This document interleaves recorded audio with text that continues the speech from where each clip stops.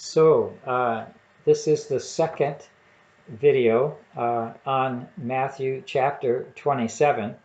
We're picking it up. The first video that I did today, there are other videos earlier on Matthew 27, but the ones today started at verse 33 and only got through verse 44 in the first 25 minutes. So we'll hopefully do better in this second video and try to finish our section which we wanted to complete, which was through verse 56.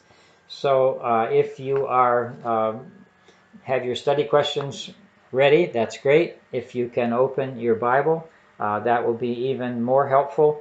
And take a look. We're starting in Matthew chapter 27, verse 40. We finished verse 44 about the thieves on the cross.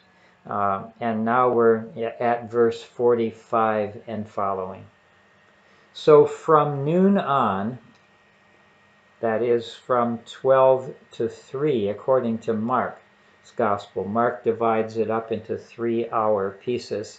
And here, from noon on, darkness came over the whole land until 3 in the afternoon.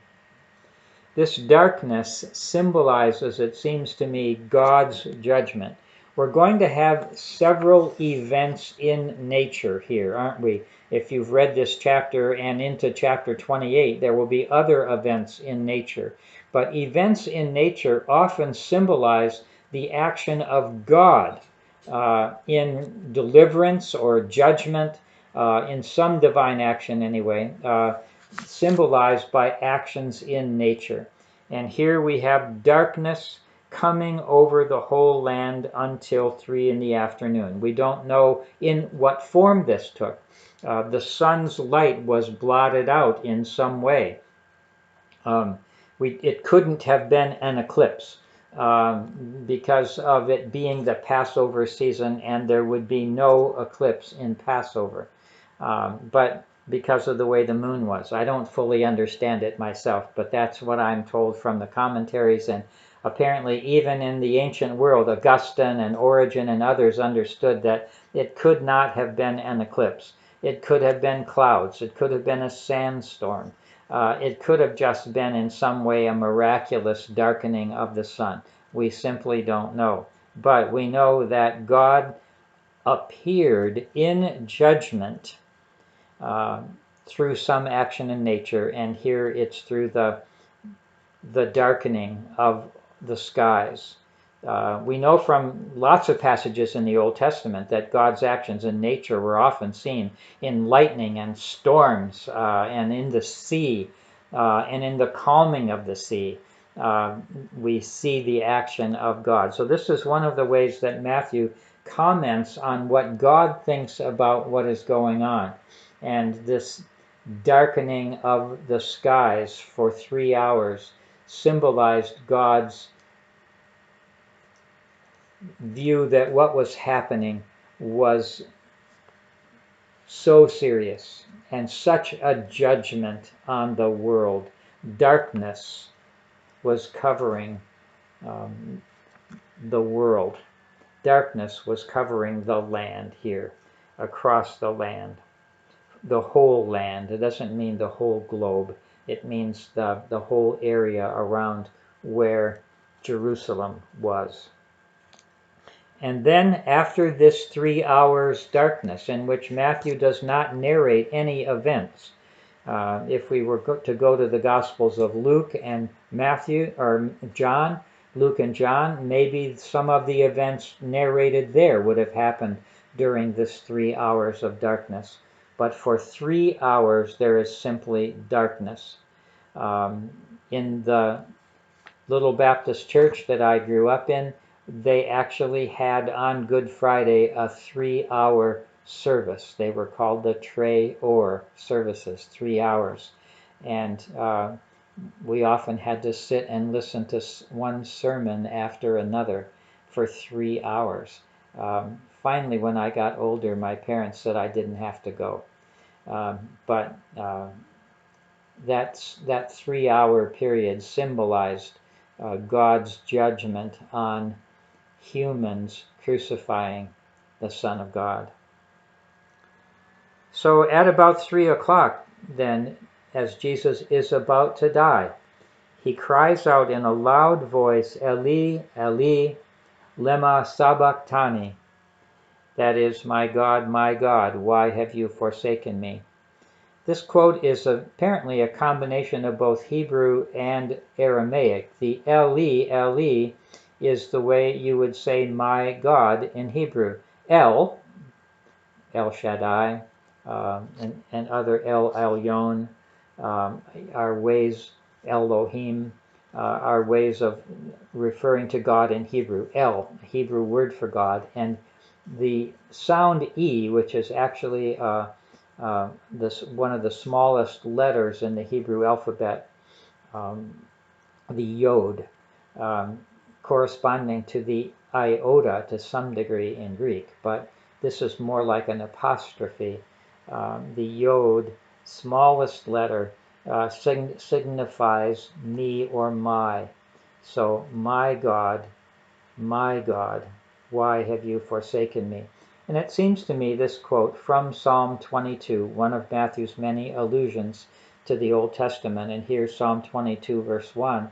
This verse contains both Jesus' sense of suffering and abandonment. I mean, when you think of all the people who had abandoned and deserted Jesus up to this point, his closest disciples, Judas, Peter, the 12, the leaders of Israel, the crowds, all had abandoned him, or if they were present, were deriding him. And now the Father abandons him. He has this absolute sense of complete abandonment. So I don't read this as a quotation from Psalm 22 of hope. I read it as primarily a quotation about what Jesus was actually experiencing. He was feeling God abandoned. He was feeling God forsaken in full identification with human suffering. So not only was his suffering on the cross in full identification with all human suffering, but his emotional sense of forsakenness was also in full identification with the human experience of feeling God forsaken. So if it were just a cry of victory, as some have claimed, since Psalm 22 ends victoriously, he would have quoted Psalm 23:1. The Lord is my shepherd, I shall not want. But here he quotes Psalm 22:1, this sense of forsakenness. And yet, it's my God. There is still a relationship there, a sense of hope, that this question that arises from Jesus' deepest longing and feeling is addressed to his Father. My God, why have you forsaken me? So it contains both a sense of abandonment and also a sense of hope, it seems to me. So this cry of dereliction, as it's sometimes called, was certainly true, and was certainly a reflection of how Jesus was actually feeling at the time. Now, the crowd, some of the bystanders, because of the Eli, think that Jesus is calling for Elijah, and so they run to get a sponge and fill it with sour wine and put it on a stick to refresh him, to give it to him to drink, so that he could perhaps say more. The Eli is only a part of the Eliah, which is Elijah. And so why Elijah, though? Well, Elijah had become, as one commentary said, the Saint Christopher. I know it's anachronistic, but the Saint Christopher of the Jews. That is, they had looked upon Elijah as the one that you would call upon to aid a righteous sufferer. Now, I think also involved is Malachi chapter 4, verses 5 and 6, that at the time of the Messiah, before the Messiah would come, they believed that Elijah would come. And so if Jesus is calling for Elijah, which he certainly wasn't, but that's what they thought it might be that he was saying, then maybe Elijah, the champion of the righteous sufferer, would come in fulfillment of Malachi chapter 4, verses 5 and 6.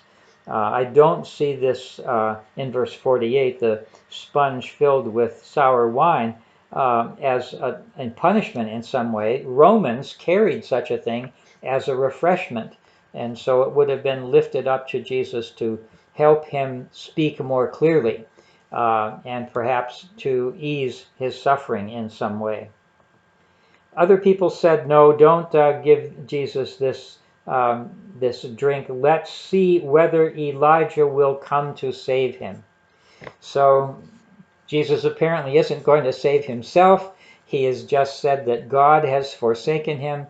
Maybe Elijah is his last hope, that Elijah will come. Well, Jesus has already said that Elijah has come in the person of John the Baptist, and people rejected the witness of John the Baptist. So from Jesus' point of view, this has nothing to do with Elijah, though apparently some in the crowd tried to understand it that way. So then in verse 50, finally, Jesus breathes his last, as it says, I think, in Luke's Gospel. Here, John puts it a little differently. John says he breathed his last.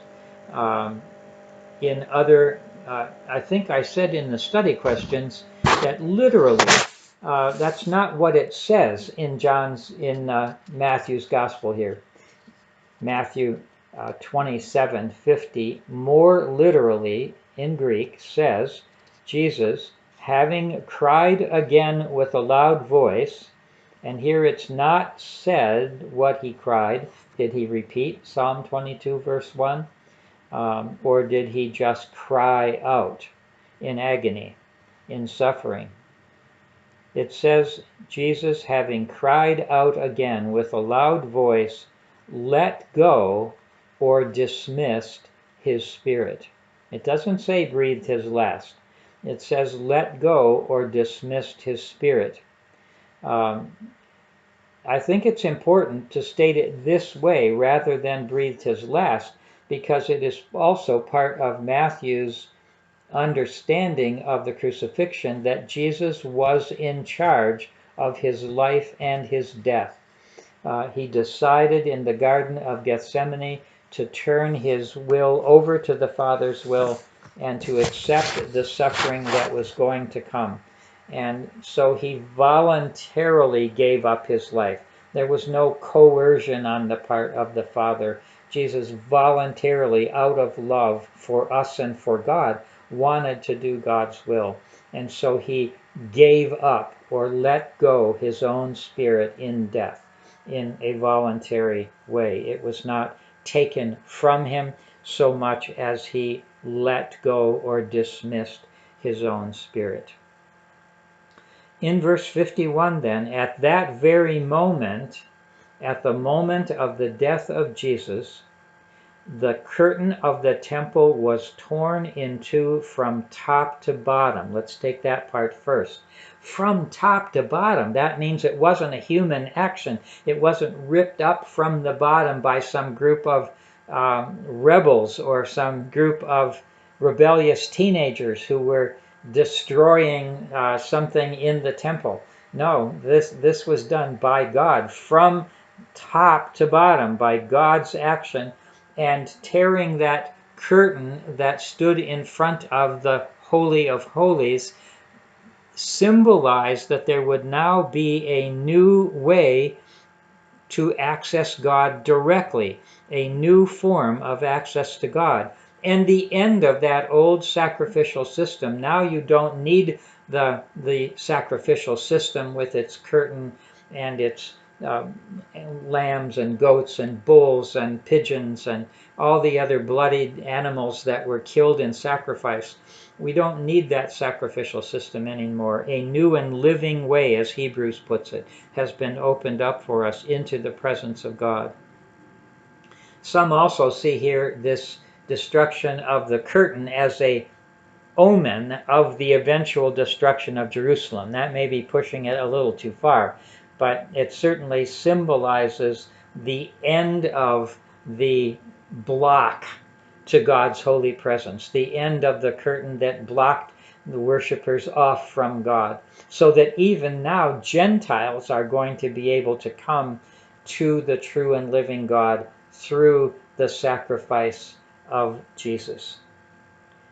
It also says in verse 51 that the earth shook and the rocks were split. So now we have two other events in nature besides the darkness. We have the earthquake and the rocks being split open. So again, as we said earlier, signs of divine action, like the thunderbolt from the blue that Luther experienced at his conversion. And he cries out I think it was, "Saint Anne, I will become a monk." That was seen as God's confirmation to Luther of his conscience that he needed to not become a lawyer as his father wanted him to, but to become a priest in Luther's own view, or a monk.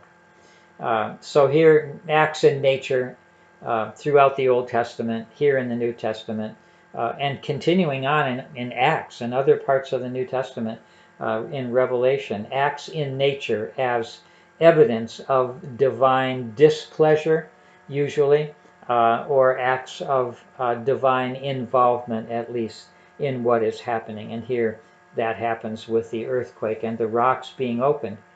And then in verse 52, a verse unique to Matthew, he's been following Mark pretty closely, but now in verse 52, the tombs were also opened, and many bodies of the saints who had fallen asleep or died were raised. Well, Jerusalem is up on a high hill, and it is surrounded down below by tombs. All around Jerusalem are tombs cut out in rock or buried in trenches, but there are rock-cut tombs all around Jerusalem, and they are sealed by stones or rocks, so that in an earthquake the stones would be moved, rolled away from the entrances to these tombs. And Matthew, he might have a special tradition here. I have in my study notes from a Jerusalem source that something unusual like this happened. It's really hard to know whether even to take it literally. This could be a symbolic act of showing that the death and resurrection of Jesus was the first fruits of the general resurrection of all who had died in faith. So it could be a symbolic action rather than a real, literal, historical action. But Osborne and other commentators take it literally. I tend to see it as theology symbolized in this narrative action. But we have no idea how Matthew himself actually thought about it. It is narrated as if it were actual history, that the tombs were opened and bodies of saints who had fallen asleep were raised. So verse 53, the next verse, then constitutes a little correction of this. This raising of the saints from the tombs didn't happen at the moment of Jesus' death. It happened after his resurrection. Now, Osborne in his commentary says the tombs were opened at Jesus' death, and then after his resurrection the saints came out. He doesn't know that.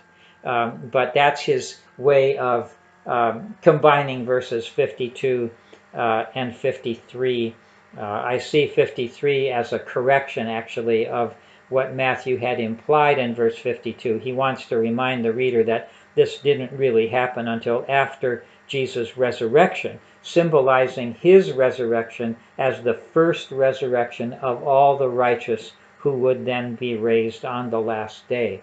An apocalyptic end of times foreshadowing of what would happen at the end of history when the dead are raised. So after the resurrection, they came out of the tombs and entered the holy city and appeared to many. So apparently there was some tradition that those who had previously died and been buried were raised and appeared to others. I want to point out that Matthew calls Jerusalem the holy city. That's a little ironic, it seems to me, after what has just happened to Jesus in his trial, and two trials, the Jewish trial and the Roman trial, and now his crucifixion outside the city walls. Hardly a holy city, but it is nevertheless the center of the action of God in the Old Testament and in the New Testament.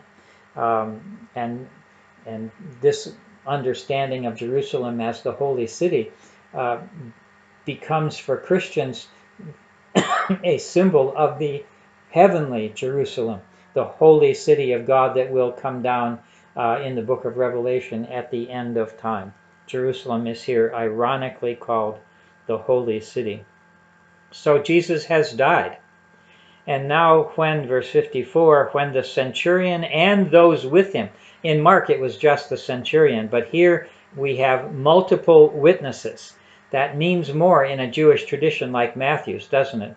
He's writing to Christian Jews against other Jews who were not Christians, and he notes that there are multiple witnesses here, not just the centurion himself, but those who were with him and who were keeping watch over Jesus. There's that emphasis again of their faithful guarding of the body of Jesus during his death, and later it's going to be also during his burial. These multiple witnesses who were Gentiles, Romans, not Jews, here these Gentiles who were watching over Jesus saw the miraculous events in nature, the earthquake and so forth, and what took place, that is the darkening of the skies and this events of the crucifixion, and they were terrified by what they were seeing and experiencing, and they said, truly this man was the Son of God, God's Son. Truly this man was God's Son. There's that Son of God Christology again that we've seen often in Matthew in these last couple of chapters, starting with the accusation of the high priest to Jesus, tell us indeed if you are the Son of God, the Son of the living God. And the taunting of the people on the cross, if you are God's Son, come down from the cross, and so forth. And now these Gentiles who are going to be the subject of the Great Commission in chapter 28, go into all the world and preach the gospel, make disciples of all the Gentiles, all the nations, panta ta ethne in Greek, all the nations, but particularly the Gentiles, as we know is going to happen. Here the Gentiles proclaim, preach that Jesus is God's Son. Truly this was the Son of God. Christians would change that verb, wouldn't they? Truly this is the Son of God, because he rose from the dead. That hasn't happened yet. All right, verse 55, closing in on the end of our video here. Many women were also there looking on from a distance. They had followed Jesus from Galilee and had provided for him. Well, part of the emphasis earlier in the gospel was that all the disciples had abandoned Jesus, but not so. The women disciples were faithful, particularly Mary Magdalene, Mary the mother of James and Joseph. This is Mary the mother of James the Less, and the mother of the sons of Zebedee, that is James the Greater, James and John. So three women here at the cross. John's gospel puts Mary the mother of Jesus at the cross as well, but she's not mentioned here. She just is not present in Matthew's account of who the women were at the cross, for whatever reason.